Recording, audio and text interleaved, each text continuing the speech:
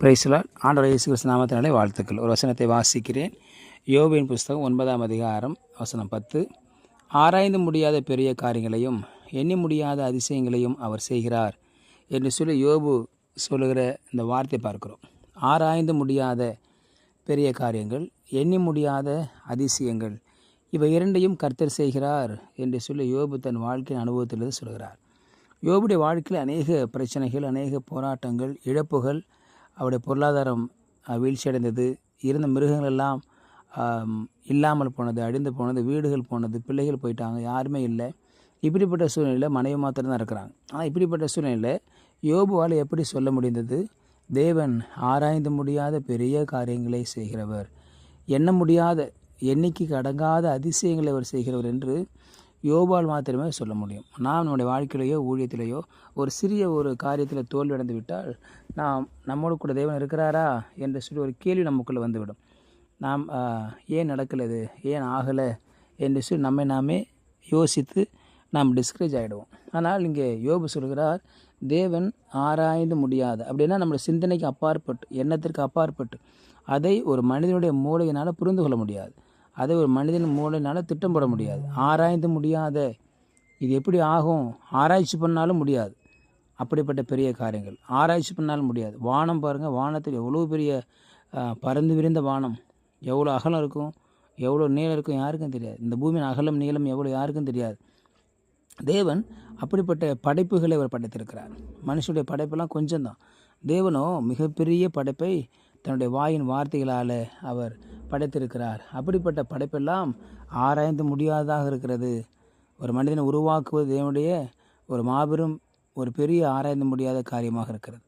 மனித உடல் உறுப்புகள்லாம் பாருங்கள், ஆராய்ந்து முடியாத காரியங்கள். எத்தனை விலங்குகள் இருக்குது, இன்னும் மனிதன் கண்டுபிடிக்க முடியாத விலங்குகள் இருக்குதுன்னு சொல்கிறாங்க.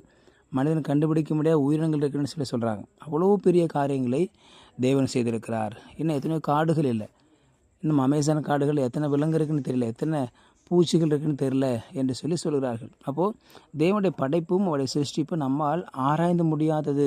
அவ்வளோ பெரிய ஞானம் மிக்கவராக நம்முடைய தேவன் இருக்கிறார்.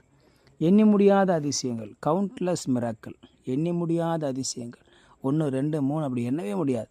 தேவன் நம்முடைய வாழ்க்கையில் ஆண்டவருக்கு நன்றி சொல்லுங்கள் என்று நம்ம ஒர்ஷிப்பில் சொன்னோன்னா ஜனங்க யோசிக்கிறாங்க, ஆண்டவனுக்கு என்ன செஞ்சார், என்ன பண்ணார், பணம் கொடுத்தாரா, சுகம் கொடுத்தாரா, ஒன்றுமே இல்லையே என்பது போல யோசிப்பாங்க. ஆனால் தேவன் நம்முடைய வாழ்க்கையில் ஒவ்வொரு நொடி பொழுதும் நாம் நிற்பது நிர்மூலமாகாமல் இருக்கிறது, நாம் மரணிக்காமல் இருப்பது, வியாதி இல்லாமல் இருப்பது, சுகத்தோடு வாழ்வது, தேவன் நமக்கு எண்ணி முடியாத அதிசயங்களை அவர் செய்திருக்கிறார். அதிசயங்கள், சுவாசிக்கிற காற்றை இலவசமாக கொடுத்திருக்கிறார், குடிக்க தண்ணீரை கொடுத்திருக்கிறார், இருக்க இருப்பிடத்தை, வீட்டை கொடுத்திருக்கிறார், பிள்ளைகளை கொடுத்திருக்க, ஊழியத்தை கொடுத்திருக்கிறார். அப்போது தேவன் நம்முடைய வாழ்க்கையில் செய்த அதிசயங்கள் எண்ணி முடியாது, கவுண்ட்லெஸ், எண்ணி முடியாத அதிசயங்களை செய்து கொண்டு இருக்கிறார், இன்னும் செய்ய வல்லவராக இருக்கிறார். ஆகவே தேவன் நம்முடைய வாழ்க்கையில் எதை செய்தாலும், எப்படிப்பட்ட காரியம் செய்தாலும் அது நம்முடைய ஞானத்திற்கு அப்பாற்பட்டதாக இருக்கிறது, நம்முடைய சிந்தைக்கு அப்பாற்பட்டதாக இருக்கிறது, நம்முடைய எண்ணங்களுக்கு அப்பாற்பட்டதாக இருக்கிறது. இன்றைக்கு நாம் இந்த நாட்களில் என்ன தேவைகளோடு வாழ்கிறோமோ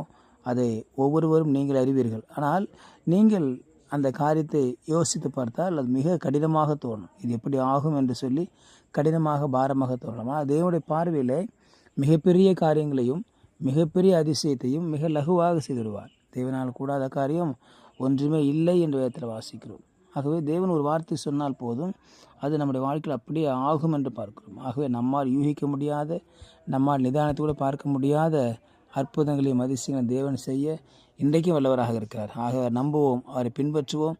அவர் நம் மூலமாய் தேசத்தில் பெரிய காரியங்களை செய்ய, பெரிய அதிசயங்களை செய்ய அவர் ஆயத்தமாக இருக்கிறார். நம் மூலமாகத்தான் தேவன் தம்முடைய மகிமையை இந்த பூமியில் வெளிப்படுத்த முடியும். நீங்கள் வாழ்கிற இடத்துல அவருடைய மகிமை, அதிசயத்தை, அற்புதத்தை உங்கள் மூலமாகத்தான் வெளிப்படுத்த முடியும். மரித்தவர்கள் எழும்புவார்கள், ஊமைகள் பேசுவார்கள், முடவர்கள் நடப்பார்கள், வியாதிசம் குணமாவான். அப்போ தேவன் நம் மூலமாகத்தான் ஆராய்ந்து முடியாத பெரிய காரியங்களையும் எண்ணி முடியாத அதிசயங்களையும் நம் மூலமாய் அவர் விளங்க பண்ணுகிற தேவனாக இருக்கிறார். ஆகவே தேவன் நம் மூலமாய் இன்னும் பல காரியங்களை செய்வார், இன்னும் பல அற்புதங்களை செய்வார். அவரோடு கூட நாம் முன்னேறி செல்லுவோம். அவர் நம்மை ஆசீர்வதிப்பார். ஜெபிக்கலாம். பரிசுத்த பிதாவே, நாளுக்காக சோதரம் கேட்ட வார்த்தைக்கு நன்றி ஆண்டவரே. ஆண்டவரே, நீ எண்ணி முடியாத அதிசயங்களையும் ஆராய்ந்து முடியாத பெரிய காரியம் செய்கிற தேவனாக இருப்பதற்காக ஸ்தோத்திரம் பண்ணுகிறோம்.